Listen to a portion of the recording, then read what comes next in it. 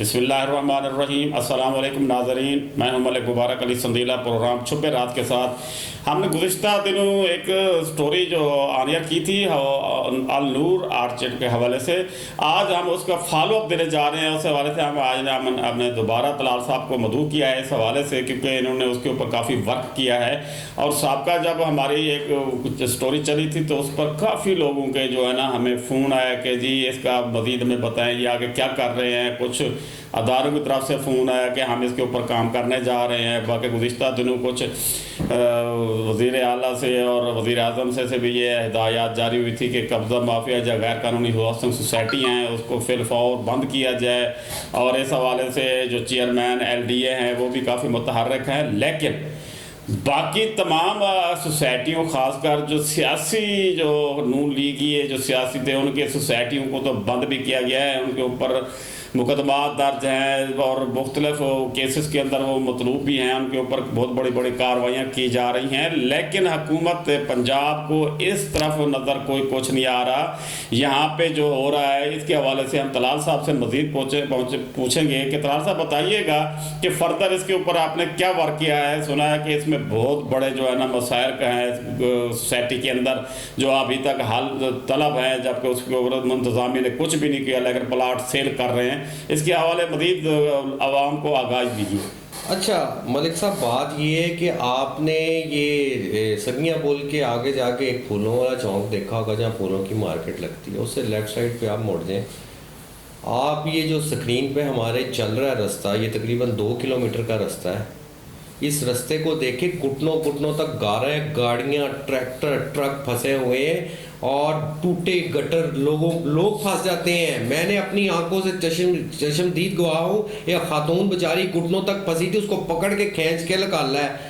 سب سے پہلے تو کیا نام ہے اس کا، اس رستے میں جو 2 کلومیٹر کا رستہ، 3 کلومیٹر شرکپور سے ہے۔ یہ جو انٹری آپ دکھا رہے ہیں، جو ناظرین دیکھ بھی رہے ہیں، یہ مین انٹر ہے سر؟ یہ بالکل مین روڈ جس سے گزر کے جاتے ہیں، 2 کلومیٹر کا رستہ، یہ بالکل آپ اس کو دیکھ لیں اور فیصلہ کریں کہ یہ جس رستے سے گزر کے جا رہے ہیں، اس رستے سے ہاؤسنگ سوسائٹی کا 2 کلومیٹر رستہ پہلے طے کرنا ہے آپ نے۔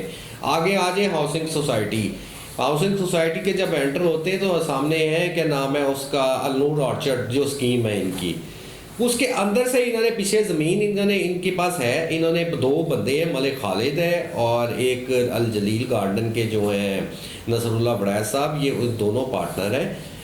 ابھی اس سوسائٹی کی زمین کو آپ دیکھیں، گائیں بھینسیں لوگ اندر پھیرے، اینٹوں کے بھٹے ہیں اندر، ٹھیک ہے، دھڑا دھڑ سیل کی جا رہی ہے پلاٹوں کی۔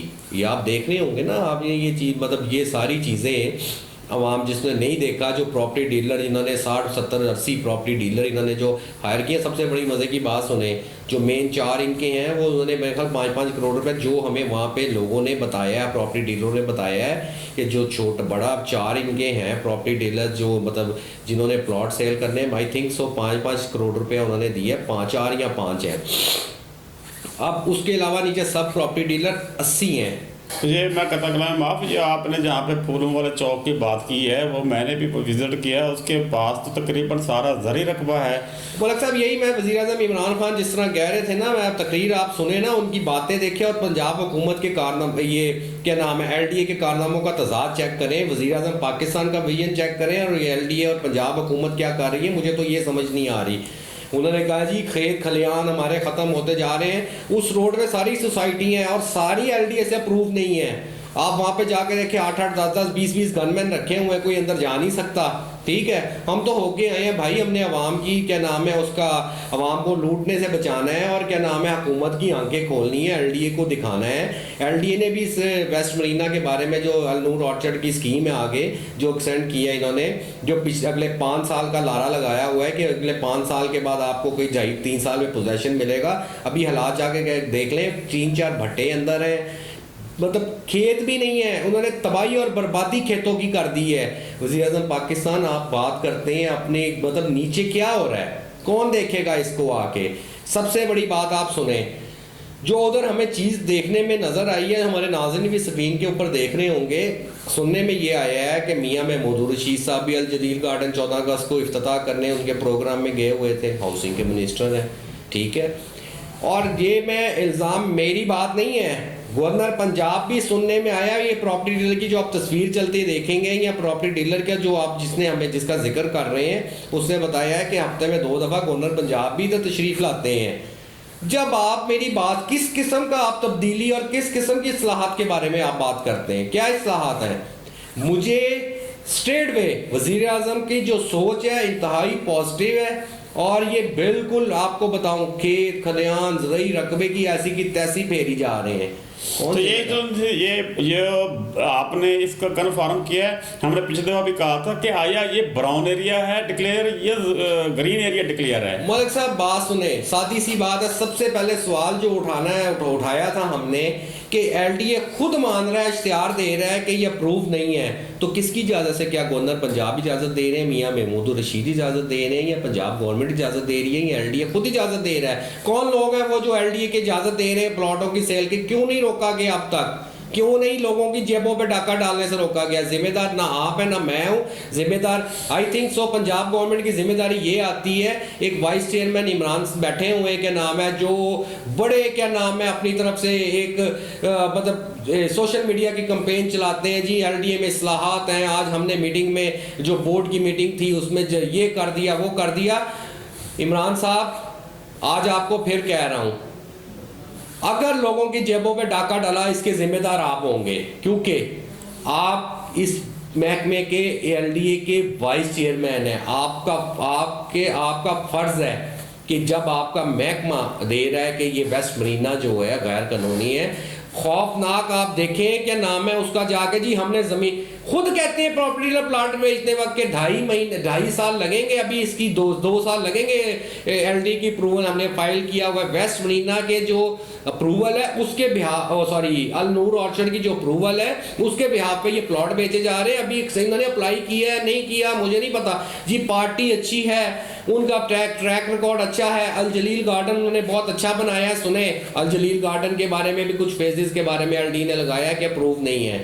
جس نے پلاٹ خریدنا ہے, جس نے انویسٹمنٹ کرنی ہے, آپ کا کیا خیال ہے ایل ڈی اے بعد میں ذمہ داری لے گا؟ جس نے پیسہ لینا تھا جیب میں ڈال کے وہ گھروں کو چلا گیا ہے. لیکن طلعت صاحب ایک بات بتائیں, جو تو پھر تو عوام کو یہ سوال اٹھانا شروع کر دیے ہیں کہ اگر یہ صرف کیا خواجہ آصف, سعد رفیق یا دیگر جو نون لیگ کے سیاستدان ہیں انہوں نے سوسائٹیاں بنائی تھیں, ان کے اوپر اب کیسز ہیں, نیب میں کیسز ہیں, وہ بھی یہی کوئی کام کر رہے تھے, تو یہ لوگ سوال اٹھا رہے ہیں کہ یہ تو پھر دوہرا معیار ہو گیا نا کہ جی جو انتقامی کارروائی ہو گئی. اصل میں تو محرکات اب بھی چل رہے ہیں, اب بھی لوگ وہی غیر قانونی سوسائٹیاں بنا رہے ہیں, لیکن اس کے اوپر کوئی مقدمات کوئی بات نہیں کی جاتی. تو دو رایا قانون ہو گیا نا. بات آپ کی بالکل ایگری کروں گا, سہمت ہوں آپ کی اس بات سے.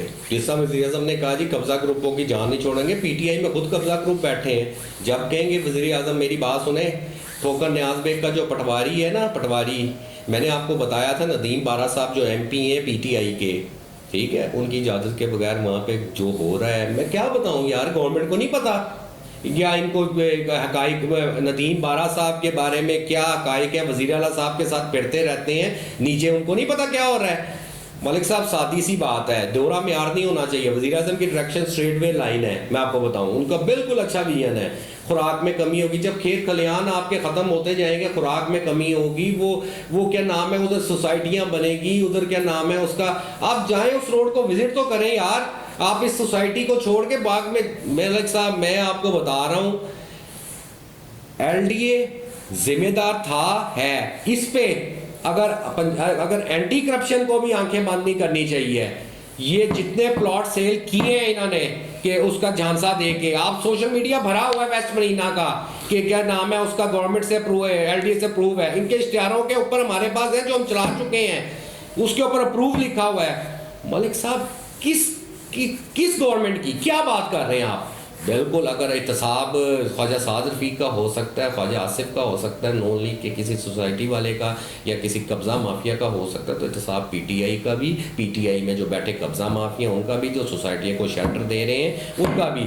گورنر صاحب میں آپ پہ الزام نہیں لگاتا, آپ کا ذاتی تعلق ہوگا کیا نام ہے سوسائٹی کے آنر سے, لیکن بات سادی سی ہے, نام تو پھر آتا ہے نا, پھر افسران تو ڈرتے ہیں. آپ کے بھی ڈائریکٹ تعلقات ہیں, کیا نام ہے, آپ بھی مسلم لیگ نون میں تھے, آپ نے بھی کیا نام ہے مسلم لیگ نون کو ذرا ادھر سے مزے لے کے گورنرشپ کے آگے جب آپ کی کوئی اختلافات ہوئے آپ PTI میں آ گئے ہیں، تو لہٰذا میاں محمود الرشید صاحب وزیر اعلیٰ پنجاب، گورنر پنجاب عمران خان کی ڈائریکشن کو فالو کریں، نہ کہ پیسے کی ڈائریکشن کو فالو کریں۔ جی ناظرین، آج ہم نے اس کے اوپر تھوڑا سا ورک جو کیا ہے طلال صاحب نے وہ آپ کو دکھایا ہے۔ اگلی دفعہ جو ہم آپ کو دکھائیں گے اس میں لوگوں کے جو ویوز ہیں وہ بتائیں گے کہ یہ یہاں پہ کیا ہو رہا ہے، اور حکومت پنجاب کو اس کے اوپر نظر رکھنی چاہیے کہ قوانین کی ہٹ کے جو سوسائٹیوں کو NOC دیے جا رہے ہیں بلکہ بغیر NOC کے بنائے جا رہے ہیں، تو حکومت پنجاب کو آنے والی نئی گورنمنٹ میں اسی طرح کا سامنا کرنا پڑے گا اور بیوروکریسی پھر بچ نکلے گی۔ تب تک کے لیے اجازت دیجیے، اللہ حافظ۔